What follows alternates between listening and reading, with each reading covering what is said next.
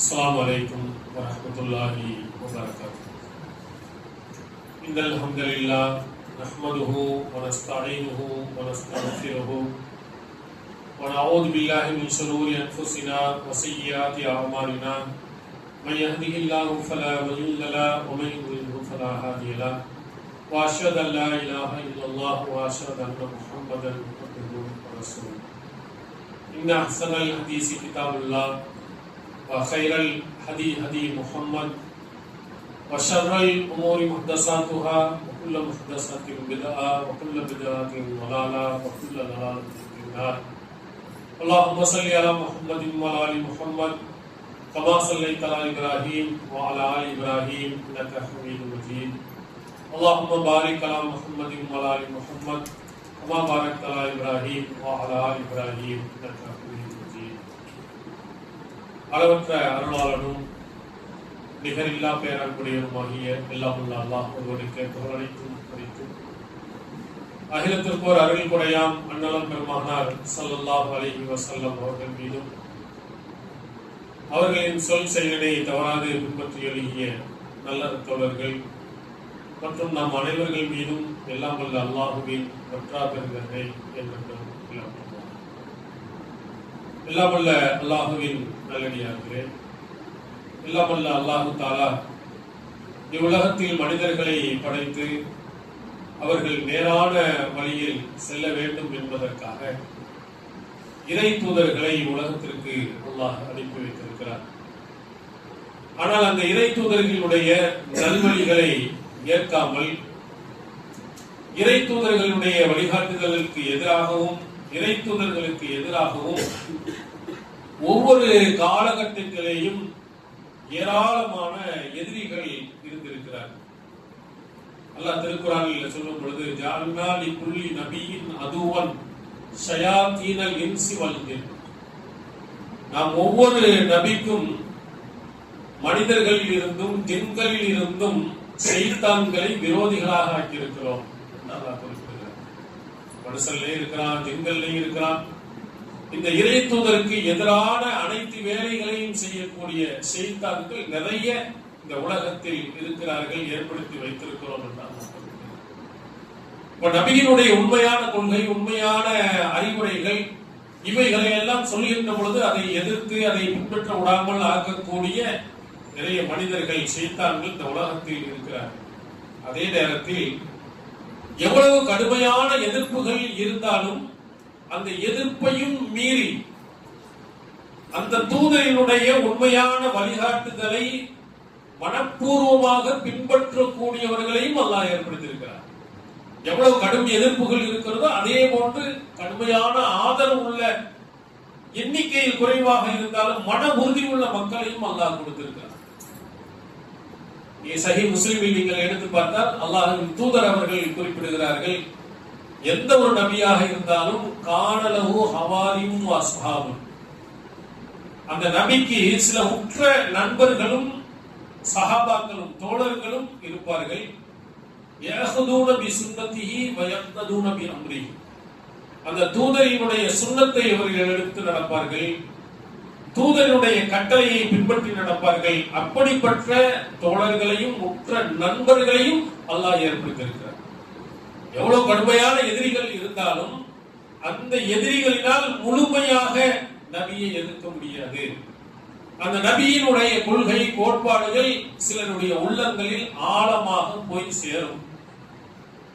இதை திருக்குர்ஆனில் இருந்தும் நபிகளாரினுடைய பொன்மொழிகளில் இருந்து நாம் தெரிந்து கொள்ள முடியுது. நபிகளாருடைய வரலாறுகளிலேயும் மிக தெளிவாக புரிந்து கொள்ள முடியும். நபியினுடைய கொள்கைகளையும் நபியினுடைய கோட்பாடுகளையும் எவ்வளவு பெரிய பிரச்சனைகளுக்கு மத்தியிலையும் உறுதியாக அந்த கொள்கையை கோட்பாடுகளை நபிகளாரினுடைய காலத்திலும் சரி நபிகளார் காலத்திற்கு பிறகும் சரி அந்த கொள்கையில் உறுதியாக இருந்த நபித்தோழர்களை பார்க்க முடியும். உதாரணத்துக்கு சொல்ல வேண்டுமானால் நபிகளாரினுடைய உற்ற தோழர் நபிகளாரே கலீல் என்று சொன்ன அபூபக்கர் சித்தீக் ரலியல்லாஹு அன்ஹு, அவருடைய வரலாறை நீங்கள் புரட்டி பாருங்கள். அவர்கள் ஆட்சிக்கு வந்தவுடனே பெரும் குழப்பங்கள், ஷைத்தான்கள் இன்னும் அதிகமானார்கள். தொழுகையையும் ஜக்காத்தையும் பிரித்து பார்த்தார்கள். ஜக்காத்து கொடுக்க மாட்டேன் என்று சொன்னார்கள். கஃபரமன் கஃபர், காபிராகக்கூடிய ஒரு கூட்டத்தினர்கள் காபிராகவும் போனார்கள். தொழுவோம், ஜக்காத்து கொடுக்க மாட்டோம் என்று பெரும் பிரச்சனைகளையும் அவர்கள் நிறைய சந்தித்தார்கள். அந்த காலகட்டத்திலையும் நபியினுடைய வழிகாட்டுதல் என்னவோ அதை ரொம்ப ஸ்ட்ராங்கா பிடித்திருந்தார். அவருடைய காலத்துல எப்படி எதிரிகளின் மூலமாக பிரச்சனை வந்ததோ அது போன்று நபி தோழர்கள் வழியாகவும் சில சிக்கல்களை அபூபக்கர் சித்திக் ரலியல்லாஹு அன்ஹு அவர்கள் சந்தித்தார். அதுல ரசூலுல்லா மிகவும் நேசத்திற்குரியதாக இருந்த அவருடைய மகளார் ஃபாத்திமா ரலியல்லாஹு அன்ஹா அவர்கள் மூலம் கூட சிக்கலை சந்தித்தார்.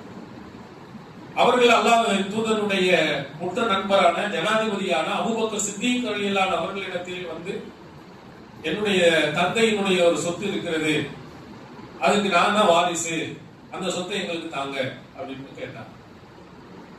ஆனா அபூபக்கர் சித்திக் ரலியல்லாஹு அன்ஹு ஒரு பெரிய கோடி ரூபாய் சொத்து அல்ல, ஒரு சின்ன ஒரு இடம், அந்த இடத்தை தான் கேட்டாங்க.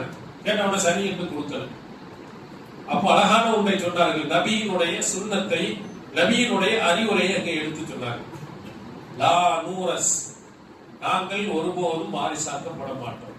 மா தரக்னாஹு சதகா, நாங்கள் விட்டு சென்றதெல்லாம் தர்மமாகும். நபிகளாரின் பொறுப்பு. எந்த நபியாக இருந்தாலும் அவங்களுடைய சொத்துக்கு யாருமே வாரிசாக முடியாது. அவர்களுக்கென்று சில பொருள்கள் இருக்குமானால் அது பொது நிதியில் போய் சேர்ந்துவிடும், தர்மத்தில் போய் சேர்ந்துவிடும். நபிகளார் அவர்கள் சொன்னது. அதனால் நான் தரமாட்டேன்.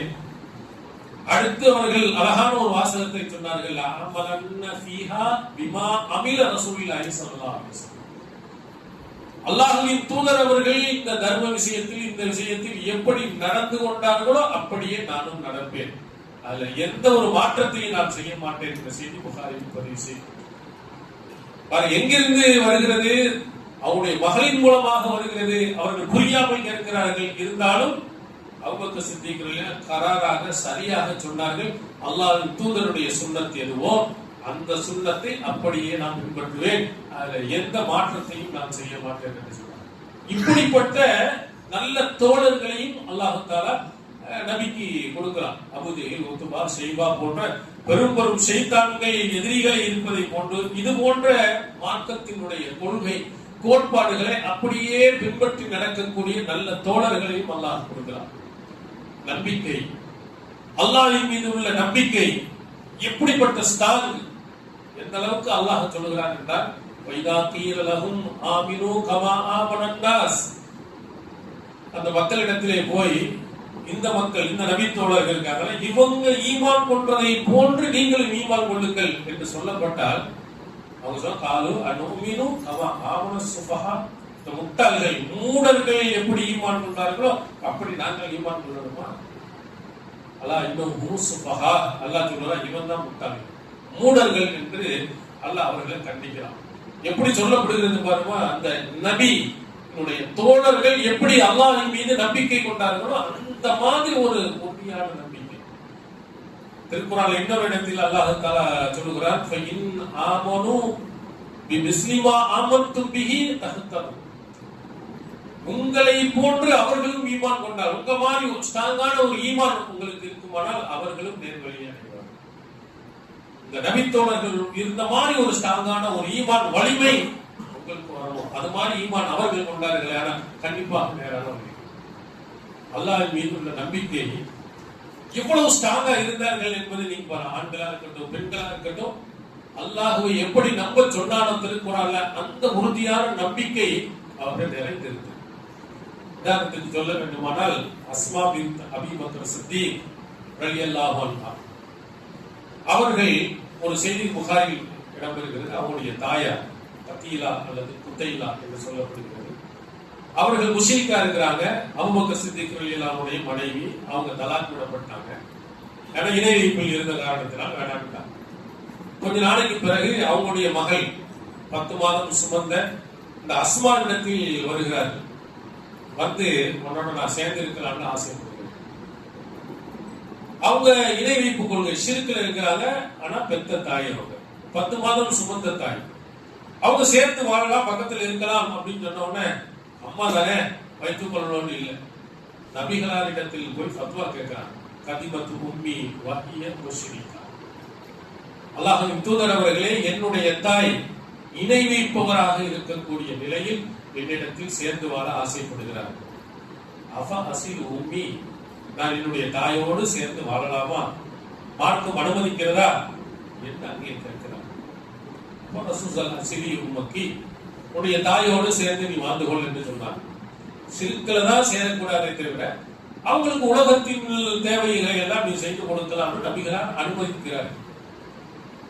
கேள்வி எங்கேருந்து வருது, யாரை பற்றி வருகிறது பாருங்க. ஏன் அந்த கேள்வி வந்தது?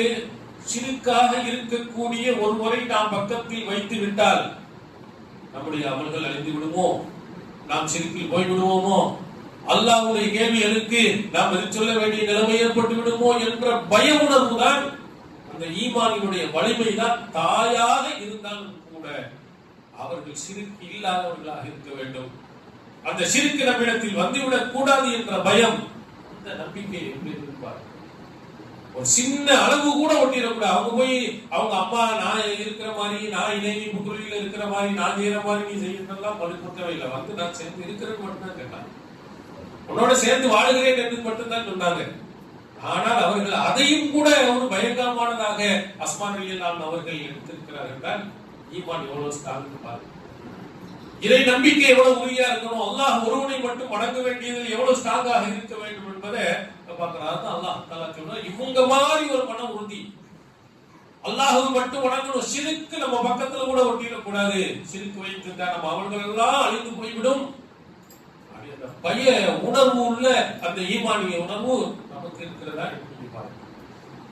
சாதாரணமா தாயில கட்டுறாங்க, சிறுக்குன்னா அதெல்லாம் சரி, கரகம் போறீங்க எல்லா ஈமான் போயிடும், உங்க அமல்கள் அழிஞ்சு போயிடும், அதெல்லாம் கண்டுக்கிறது.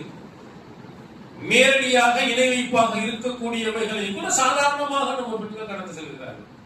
ஆனால் இணை வைப்பது இல்லை, இல்லாவிட்டாலும் அது வந்து விடுமோ என்ற ஒரு பய உணர்வு, ஈமானுடைய உணர்வு.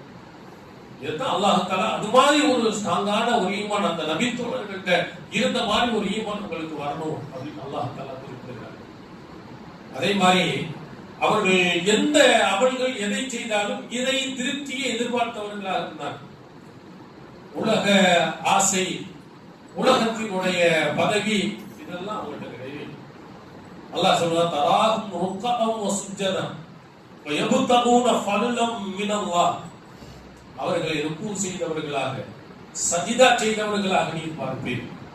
இறைவனின் திருப்தியை எதிர்பார்த்தவரா, ரில்வானும் மினல்லாஹி அக்பர் என்று சொல்கிறான். இறைவனின் திருப்தி வருது, இறைவனை அருளையும் இறைவனின் திருப்தியையும் எதிர்பார்த்தவர்களாக அவர் ருக்கு செய்தவர்களாக, சஜிதா செய்தவர்களாக இந்த தோழர்கள் இருப்பார்கள்.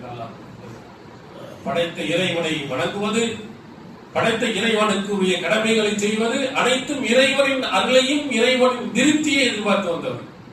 பொருளாதாரம் எல்லாம் இல்லை. அப்படி பொருளாதாரமும் பதவியும் வேண்டும் என்று சொன்னால் அபூஜல் கூட்டத்தின் பக்கம் போயிருப்பாங்க, உத்பா ஷைபா கூட்டத்தோடு போயிருப்பாங்க.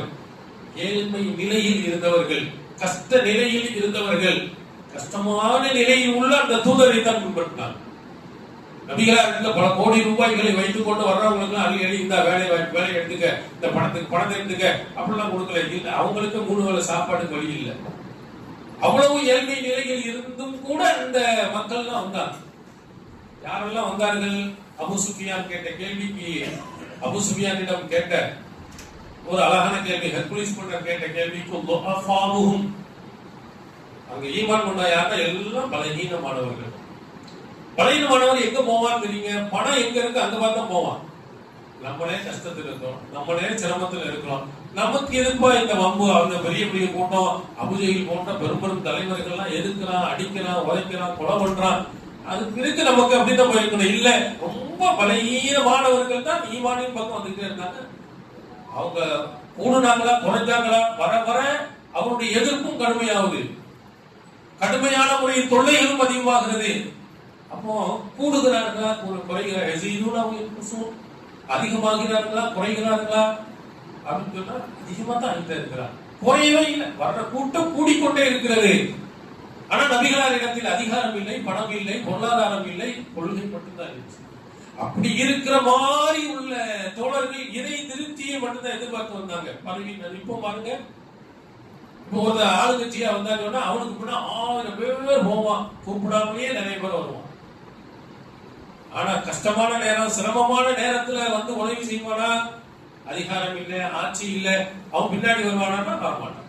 ஆட்சி, அதிகாரம், பணம் இருக்குமானால் எல்லா காக்கை கூட்டங்களும் உள்ளே வந்துவிடும்.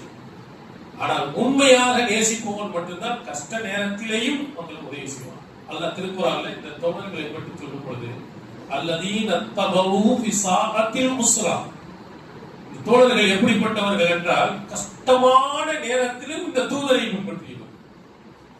கடுமையான பிரச்சனை, சிக்கலான பிரச்சனைகள், அந்த மாதிரி நேரத்தில் நபி சொன்னபடி நடந்தவர்கள். இதன் பின்னணியில் நீங்கள் பார்த்தால் தபுக் போர்க்களத்தை நீங்கள் சொல்லலாம். இந்த தபுக் போர்க்களத்துல கடுமையான வெயில் நிறைந்த தூரமான பயணம். அதனால்தான் அந்த போர்க்களத்துக்கு ரஸ்வத்துல் உஸ்ரா அப்படின்னு சொல்லுவாங்க. கஷ்டம் நிறைந்த போர். கஷ்டம் இல்லாத போரே கிடையாது. போராட்டாலே கஷ்டம் தான், பிரச்சனைகள் தான், உயிர் போகும், எதிரிகள் காயப்படும், எல்லாம் தான் வரும். இதுக்கே அப்படி சொன்னாங்கன்னா மற்ற எல்லா போர்க்களங்களை விடவும் ரொம்ப சிரமம், தூரம் அதிகம், வெயில் கடுமை. அதை விடவும் அந்த நேரத்தில் தான் பேரித்த பழங்கள் அறுவடை செய்யும் காலம். பொருளாதாரத்தையும் விட்டுட்டு போகணும். இங்க இருந்தோம்னா நல்லா அறுவடை செய்து நல்லா சம்பாதிக்கலாம். அதையும் விட்டு விட்டு அவ்வளவு தூரத்திலே அவ்வளவு வெயில்ல எல்லாரும் என்ன செய்கிறார்கள்? போனார். ஒரு சிலர்கள் அழுதார்கள். அல்லாஹ்வின் தூதரிடத்தில் அழுது கொண்டே திரும்பினார்கள் என்று திருக்குறான் சொல்லுகிறார். இதற்காக அழுதவங்க, எங்கள்கிட்ட வாகன வசதி இல்லையே, நபிகளார் வாகனம் உள்ளவர்கள் மட்டும் தூரம் அதிகம் நடந்தெல்லாம் வர முடியாது. யாருக்கு வாகனம் இருக்கோ அவங்க மட்டும் என்ன செய்யுங்கள், போர்க்களத்துக்கு வாருங்க அப்படின்னு சொன்னாங்க. ஒரு சிலர்கள் அழுது கொண்டே திரும்பினார்கள். எதுக்கு அழுதாண்டா? எங்களுக்கு அல்லாஹ் வாகன வசதியை கொடுக்கவில்லை. இறை திருப்தியை எதிர்பார்த்து சிக்கலான கஷ்டமான நேரங்களிலேயும் நபிகளாரின் பின்னால் நின்று அவருடைய கொள்கைக்கு உறுதியாக நின்றவர்கள் அந்த தோழர்கள். அது அல்லாஹ் தஆலா பெருமிதத்துடன் சொல்கிறார், கஷ்டமான காலகட்டத்திலேயும் இந்த தூதரை பின்பற்றியவர்கள். கொள்கையின் உறுதி அதுதான். பெரிய பிரச்சனைகள்லாம் இல்லாத நேரத்தில் கொள்கையில வந்து நின்று சப்போர்ட்டா இருக்கிறது அது புரிதல்ல. பிரச்சனைகள், சண்டைகள், போலீஸ், கோர்ட்டு, கேஸ் இதெல்லாம் இருக்கும் பொழுது கூட கொள்கையில் நான் ஸ்ட்ராங்காக இருப்பேன் அப்படின்னு சொல்வது, அந்த பிரச்சாரத்தை செய்வது, அதற்காக அடி வாங்குவது, உதவி வாங்குவது, இதெல்லாம் ஒரு சிறப்பு. அந்த தோழர்கள் அந்த மாதிரி கால கஷ்டங்கள் வாழ்நாள் பூரா அப்படிதான். மதீனா வாழ்க்கை வர்ற வரையிலையும் தொல்லைக்கு மேல் தொல்லை தான் போனாங்க. மதீனாவில் கொஞ்சம் குறைந்ததை தவிர முழுமையான ஒரு வசதி வாய்ப்புகள் எல்லாம் இல்லை. ரசூல் ஸல்லல்லாஹு அலைஹி வஸல்லம் இறந்ததற்கு பிறகுதான் அவங்களுக்கு செல்வங்கள் எல்லாம் நிறைய கிடைத்தது. ஆனாலும் அந்த காலகட்டத்தில் எல்லாம் அல்லாஹ்வின் தூதர் அவர்களை அப்படியே என்ன செஞ்சார்கள்? பின்பற்றினார்கள். திருமறை குர்ஆன் அவர்களை அந்த மாதிரி மிக சிறப்புக்குரியவர்கள் என்று சொல்கிறார். அதான் அல்லாஹ் தஆலா சொல்லும் பொழுது ரலியல்லாஹு அன்ஹு வரது, அல்லாஹும் அவரை பொருந்தி கொண்டான், அவர்களும் அல்லாஹுவை பொருந்தி கொண்டார். எவ்வளவு அழகான வாசகம், எவ்வளவு அற்புதமான, அவன் செஞ்ச தியாகத்துக்கு அல்லாஹ் சொன்ன அற்புதமான வாசகம். அல்லாஹ்வுடைய திருப்தி அவனுக்கு கிடைச்சிச்சு. பதில் போர்க்களம் 300 சற்று கூட, அவர்கள் 1000க்கு மேல், எல்லாம் முரட்ட ஆசாமிகள், நல்ல வசதி படைத்தவர்கள், வாகன வசதி உள்ளவர்கள், அதே மாதிரி வாள் போன்ற ஆயுதங்கள் நிறைந்து வந்தவர்கள். இவர்களுக்கு எந்த வசதியும் இல்லை. ஒரு ஒட்டகத்தில் 3 பேர், நபிகளாருக்கு கூட தனி ஒட்டகம் இல்லை. 3 பேர் ஒரு ஒட்டகத்தில் போக வேண்டிய ஒரு சூழ்நிலை. ஒரு ஆள் நடந்து 2 பேர் வாகனத்தில் போற மாதிரி ஒரு கஷ்டமான நிலையில் நோன்பினுடைய காலங்களில் பதில் போர்க்களத்தில் நின்று அல்லாஹ்வுக்காக, அவன் தூதருக்காக, இறைவனின் அருளை எதிர்பார்த்து, அவன் நிறுத்தி எதிர்பார்த்து போராடினார்கள். அதுக்கு அல்லாஹ் கொடுத்த மிகப்பெரிய பெருமதி புகாரி நீங்கள் பார்க்கலாம். அல்லாஹ் தஆலா இந்த பதில் போர்க்களில் கலந்த அந்த தோழர்களை பற்றி சொல்லும்போது யமலுமா ஷிதத்தும் ஃபகத் வஜபத் லக்கும் ஜன்னah, விரும்பியவாறு நீங்கள் நடந்து கொள்ளுங்கள், உங்களுக்கு சொர்க்கம் கடமையாகிறது. அல்லது கஃபர்து லக்கும், உங்கள் பாவங்களை அல்லாஹ் மன்னிச்சுட்டான். அல்லாஹ் சொன்னதாக நபிகளார் அவர்கள் நமக்கு குறிப்பிடுகிறார்கள். அவ்வளவு தியாகம்.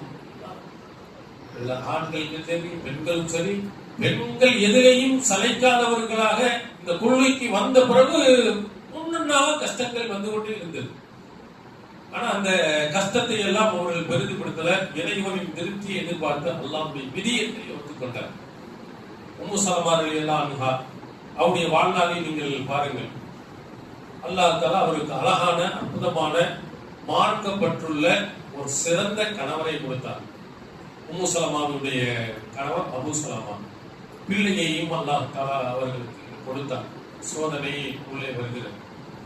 இஸ்லாத்தை ஏற்றதற்கு பிறகு கொள்கையில அங்க ஒழுங்காக இருக்க முடியவில்லை. ஹிஜ்ரத் செய்து போனவர். அப்படி இருந்து அவருடைய கணவர் என்ன செய்யப்படுகிறார்? கொல்லப்படுகிறார். கொல்லப்படுகின்ற நேரத்தில் நபிகளார் அவர்கள் ஒரு அழகான வாசகத்தை சொல்லுங்கள். என்ன கஷ்டம் சிரமம் வந்தாலும் இன்னா லில்லாஹி வ இன்னா இலைஹி ராஜிஊன். அல்லாஹும்ம அக்லிஃப் லீ கைரம் மின்ஹா. அல்லாஹ் இறைவா அக்லிஃப் லீ கைரம் மின்ஹா. இதை விட சிறந்ததை எனக்கு கொடு. அல்லாஹும்ம அஜிர்னி ஃபீ முஸீபத்தி வ அக்லிஃப் லீ கைரம். இந்த முசீபத்துக்கு எனக்கு ஒரு நன்மையை கொடு, கூலியை கொடு, இதை விடவும் சிறந்ததை கொடு அப்படின்னு கேட்க. நமக்கு எல்லாம் தெரியும் இன்னா லில்லாஹி வ இன்னா இலைஹி ராஜிஊன் சொல்லுவோம். நம்ம அல்லாஹ்வுக்குரியவர்கள், அல்லாஹ் மட்டுமே திரும்பி செல்லக்கூடியவர்கள். இது குர்ஆன் சொல்றது. அதை அடுத்து ஒரு துஆ கேட்க, அல்லாஹும்ம அஜிர்னி ஃபீ முஸீபத்தி. எனக்கு ஏற்பட்ட அந்த முசீபத்துக்கு கவலைக்கு கூலியை கொடு. வஹ்லுஃப் லீ கைரம் மின்ஹா. அதை விடவும் சிறந்ததை எனக்கு கொடு. இதை கேட்டா அல்லாஹ் தஆலா அதை விட சிறந்த ஒரு கொடுப்பான். நம்பிக்கை, அல்லாஹ்வின் மீது உறுதியான நம்பிக்கை இருந்தால் எவ்வளவு கஷ்டம் வந்தாலும் இந்த வாசகத்தை சொல்லுங்க, அதை விட ஒரு நல்நிலையை அல்லாஹ் கண்டிப்பா ஏற்படுத்துவான்னு சொல்றாங்க. இதையே உம்மு சலமா ரலியல்லாஹு அன்ஹா அவர்கள் சொல்லவும் செய்கிறார்கள். சொல்லிவிட்டு ஒரு அழகான ஒரு கேள்வி கேட்கிறாங்க.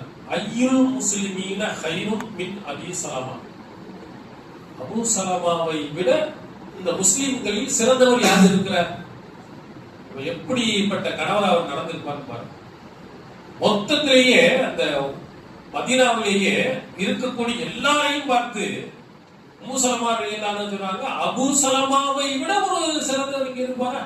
அல்ல, எனக்கு என் கணவர் போயிட்டாருன்னா இன்னொரு கணவரை கொடுக்க போறான். அபூ சலமாவை விட ஒரு பெரிய ஆள் யார் இருப்பாங்க? இப்படிப்பட்ட ஒரு கணவரை அல்லாஹ் கொடுத்து எடுத்தாண்டா எவ்வளவு வேதனை இருந்திருக்கும். அடுத்து சொல்லுவா, அவ்வளவு மன் ஹாஜர் இலா ரசூலுல்லாஹி ஸல்லல்லாஹு அலைஹி வஸல்லம். அல்லாஹ்வின் தூதரிடத்தில் அவ்வளவு பைத்தின் ஹாஜர் இலா ரசூலுல்லாஹி ஸல்லல்லாஹு அலைஹி வஸல்லம். அல்லாஹ்வின் தூதரிடத்தில் முதலில் ஒரு குடும்பம் ஹிஜ்ரத் செய்து போனா அது நாங்க தான். முதலாவது ஒரு குடும்பம் அல்லாஹ்வின் பக்கம் ஹிஜ்ரத் செய்து போனவர்கள் இவர்தான் அபூ சலமா. அவருடைய குடும்பம் தான் ஹிஜ்ரத் செய்து போனது. அபூ சலமா அவர்கள் அபிசினியாவை விட்டு அபிசினியாவிலிருந்து மதீனாவுக்கு வந்து எவ்வளவு பெரிய தியாகத்தை செய்தவர் என்னுடைய கணவர். எவ்வளவு பெரிய சோதனைன்னு பாருங்க. இந்த மாதிரி நல்லவர், அதாவது சாதாரண ஒரு ஆள் இறந்துட்டான்னு சொன்னா அப்பவே நமக்கு கவலையா இருக்கு. கணவர்னா உலகத்திலேயே அந்த பகுதியிலேயே அபூ சலமாவுக்கு நிகராக ஒருத்தர் இல்லை என்று அவருடைய மனைவி சொல்கிறார்னா, ரசூல் ஸல்லல்லாஹு அலைஹி வஸல்லம் அவர்கள் சொன்னார்கள், சிறந்தவர் யார்? கைருக்கும் லி அஹ்லிஹி. உங்கள் குடும்பத்தில் யார் சிறந்தவர்? அவர் தான் சிறந்தவர். அவ்வளவு டாப்பான ஆளா நடந்திருக்காரு. அபூ சலமா அவ்வளவு சிறந்தவரா இருக்காரு. இழந்தால் எவ்வளவு சோதனை, எவ்வளவு கஷ்டம் அவங்களுக்கு இருந்திருக்கும். இவ்வளவு நல்ல ஒரு கணவர், நன்றாக பார்த்திருந்த கணவர், குழந்தைகளை கொடுத்த கணவர், அப்படிப்பட்ட ஒரு கணவர் போய்விட்டாரே என்று ஒரு பெரிய சோதனையை அல்லாஹ் தஆலா அவருடைய வாழ்நாளில் செய்தார். குடும்பமும் தௌஹீத், அவங்களுடைய பிள்ளைகளும் தௌஹீத், தன்னுடைய கணவரும் தௌஹீத், எல்லாம் ஏகத்துவ கொள்கையிலேயே இருந்த டக்குன்னு அல்லாஹ் உயர்த்துகிறார். அப்ப இன்னா லில்லாஹி வ இன்னா இலைஹி சொன்னவுடன் அதுக்கு பிறகு அவங்களே எதிர்பாராத விதத்தில் அல்லாஹ்வின் தூதரை கணவராக அடையும் பாக்கியத்தை கொடுத்தார். அப்பதான் அவங்களுக்கு தெரிஞ்சு அவங்க ரசூலுல்லாஹ் கணவராக, ரசூலுல்லாஹை விட்டு தான் மற்ற எல்லாத்தையும் பார்த்தாங்க. எல்லாரை விடவும் அபூ சலமாவுக்கு நிகராக யாருமே இல்லை. அப்புறம் அல்லாஹ் பார்த்து கொடுக்கிறார். நபிகளார் அவர்களை கணவராக அடையும் ஒரு பாக்கியத்தை, அவங்களுடைய கஷ்டத்தை அல்லாஹ் பார்க்கிறார். எப்படி அபூ சலமா ஒரு சிறந்த கணவராக இருந்தாரோ அது போன்று இறை தூதர் அல்லாஹுவால் தேர்ந்தெடுக்கப்பட்ட ஒரு தூதரை கணவராக அடையும் பாக்கியம். மனிதனுடைய வாழ்க்கையில் இது போன்ற எத்தனையோ சோதனைகள் ஒவ்வொன்றாக வந்து கொண்டே இருக்கும். அந்த சோதனைகள் எல்லாம் பொறுமையா நீங்க இருங்க. நபித்தோழர்களுக்கு அவ்வளவு சோதனைகளை அல்லாஹ் கொடுத்திருக்கிறார்.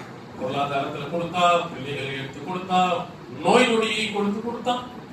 புகாரி நீங்கள் எடுத்து பாருங்க, உம்மு சுஃபர் அப்படின்னு ஒரு நபித்தோழி. இப்னு அப்பாஸ் ரலியல்லாஹு அவர்கள் அத்தா இப்னு அபீ ரபாஹ் அவர்களை பார்த்து கேட்கிறார்கள், அல்லா உரீக இம்ரஅத்தம் மின் அஹ்லில் ஜன்னah. சொர்க்கத்திற்குரிய ஒரு பெண்மணியை உனக்கு நான் காட்டணுமா? சொர்க்கவாதி, சொர்க்கத்துக்கு போவாங்க, அப்படிப்பட்ட ஒரு பெண்ணை காட்டணும். அபியா எங்க? நீளமா கருப்பா இருக்காங்க பாருங்க, காபத்துல்லாஹ். அவங்க சொர்க்கத்திற்குரிய பெண்மணி. எப்படி? இப்னு அப்பாஸ் விளக்குகிறார்கள், நபிகளாரினுடைய காலத்தில் நபிகளாரிடத்தில் இந்த பெண்மணி வந்தார். அந்த அல்லாஹ்வின் தூதரே, இன்னி உஸ்ரா, அல்லாஹ்வின் தூதரே, எனக்கு இழுப்பு நோய் ஏற்பட்டிருக்கு, அல்லாஹ்விடத்தில் துஆ செய்யும். திடீர்னு கைகாலெல்லாம் இழுக்கு இதாகும். ஒரு பெண்மணி எல்லாரும் இருக்கு மத்தியில கைகாலெல்லாம் இழுக்கு போனா எவ்வளவு அவமானமாக அவங்களுக்கு இருக்கும். சும்மா காய்ச்சல் வந்துச்சு, 2 மாத்திரையை போட்டோம், அந்த வீட்டுல இருந்தா போனோம். அது எப்போ இழுப்பு நோய் வரும், எப்போ போகும் நமக்கு தெரியாது. எல்லாருக்கும் இருக்கக்கூடிய அவையில இழுப்பு நோய் வந்தால் எவ்வளவு பெரிய அவமானம். அந்த நோய் இது போக வேண்டும் அப்படிங்கிறதுக்காக வேண்டி அல்லாஹ்வின் தூதரிடத்தில் வந்து நீங்க அல்லாஹ்ட்ட துஆ செய்து எனக்கு. அப்ப ரசூலுல்லாஹ் அழகான 2 சான்ஸ் கொடுத்தாங்க. இன் ஷிஅதி ஃபஸபதி ஃபலக்கில் ஜன்னah. நீ நாடினால், பொறுமையாக இருந்தால், அல்லாஹ் நோயை கொடுத்தா அந்த நோய்க்கு அல்லாஹ் எப்போ போகணும்னு நினைக்கிறானோ அது வரையிலும் நீ பொறுமையாக இருந்தீங்கன்னா உனக்கு சொர்க்கம். இன் ஷிஅதி, நீ நினைத்தா என்று சொன்னால், நீ விரும்பினையாண்டா உனக்காக வேண்டி நான் துஆ செய்வேன். 2ல உனக்கு எது வேணும்? நான் துஆ செஞ்சு அல்லாஹ் அந்த பிரார்த்தனையின் மூலம் உன்னுடைய நோய் குணமாகலாம். ஆனா சொர்க்கம் உத்தரவாதம் கிடையாது. நீ பொறுமையா இருந்து மருத்துவம் செஞ்சு எப்போ அல்லாஹ் அந்த நோயை போக்குறானோ அதுவரையிலையும் நீ பொறுமையா இருந்தா உனக்கு சொர்க்கம். உனக்கு எது தேவை? நோயுடன் இருந்து சொர்க்கத்தை பெறுகிறாயா, அல்லது சொர்க்கத்துக்கு உத்தரவாதம் இல்லாமல் இந்த நோயை போக்க விரும்புகிறாயா? 2ல எது வேணும்னு கேட்கும்போது அவங்க சொன்னா, நான் பொறுமையாக. ஆனால் எனக்கு இருப்பு நோய் வரும் பொழுது ஆடை விலகுகிறது, அது மட்டும் விலகாமல் இருக்க மட்டும் துஆ செய்யுங்க அப்படின்னு சொன்ன ஒரு பெண்மணி, அல்லாஹ்வின் தூதருடைய காலத்தில் சொர்க்கவாதி என்று சொல்லப்பட்ட ஒரு பெண்மணி, அவர்தான் இவர் என்று சொன்னார். உடல் நோய்கள் எத்தனையாளர்களுக்கு பலவிதமான நோய்கள், கஷ்டங்கள், சிரமங்கள் இப்படியே அல்லாஹ் தஆலா அவர்களுக்கு கொடுக்கிறான். அதை அனைத்தையும் கொடுத்து கொண்டார். அவர்களுக்கெல்லாம் நீங்கள் பார்த்தால் பெரிய மாடாதி மாளிகைகள், ஏசி அறைகள் எல்லாம் இருந்ததே இல்லை. கஷ்டம், சிரமம் இருந்ததான் ஒண்ணா. மதீனாவுக்கு பிரித்திய காலத்திற்கு பிறகு, ரசூலுல்லாஹ்வுக்கு பிறகுதான் செல்வங்கள் கொட்டியது. நபிகளால் இருக்கின்ற வரையிலையும் அவர்கள் தொடர்ந்து ரசூலுல்லாஹ்க்கு என்ன சொன்னாங்க? ஆயிஷா நாயகி தொடர்ந்து 3 நாட்கள் எங்களுடைய வீடுகள் அடுப்பிருக்கிறது. நாங்க 2 கருப்பு நிற பொருள்களை வந்து எங்களுடைய பசியை போக்கிக் கொள்வோம், தண்ணி எதுவும் பேரி தருவோம். இவ்வளவுதான் ரசூல் ஸல்லல்லாஹு அலைஹி வஸல்லம் வாழ்க்கை. பெரிய பெரிய இது இல்லை. எல்லா நபி தோழர்களும் அதே கஷ்டங்கள், இது மாதிரி பெரிய சிரமங்களை எல்லாம் கொடுத்துதான் அல்லாஹ் தஆலா சொர்க்கத்தை வாரியாக அவர்களை ஆக்கியிருக்கிறார். அது மாதிரி நமக்கு வரும் கஷ்டங்களும் சிரமமும் நீங்க தொல்லை என்று நினைக்காதீங்க. அல்லாஹ் நமக்கு கொடுக்கக்கூடிய நல்வாய்ப்பு. நபிகளார் உங்களுக்கு ஏற்படக்கூடிய எந்த துன்பமாக இருந்தாலும், நடந்து போகும்போது நீங்க தவறி காலில் முள்ளு மேல காலை மிதிச்சிட்டாலும் அல்லாஹ் உங்க பாவத்தை அழிக்காமல் இருக்கிறது. இலைகள் எப்படி மரத்திலிருந்து உதிர்ற மாதிரி உங்கள் பாவங்களை இல்லாமல் ஆக்கிடுவான். அதனால நமக்கு வரும் கஷ்டங்கள், சிரமங்கள், நபித்தோர்களுடைய வாழ்நாளில் நடந்தவைகளை எல்லாம் நீங்கள் கவனத்தில் கொண்டு அவர்கள் எப்படி பொறுமையாக இருக்கிறார்களோ அதுபோல நாமும் பொறுமையாக இருந்து வறுமை நாளில் ஜன்னத்துல் ஃபிர்தௌஸ் என்ற சொர்க்கத்தை அல்லாஹ் அருள் புரிவானாக. வாஹ்தானா.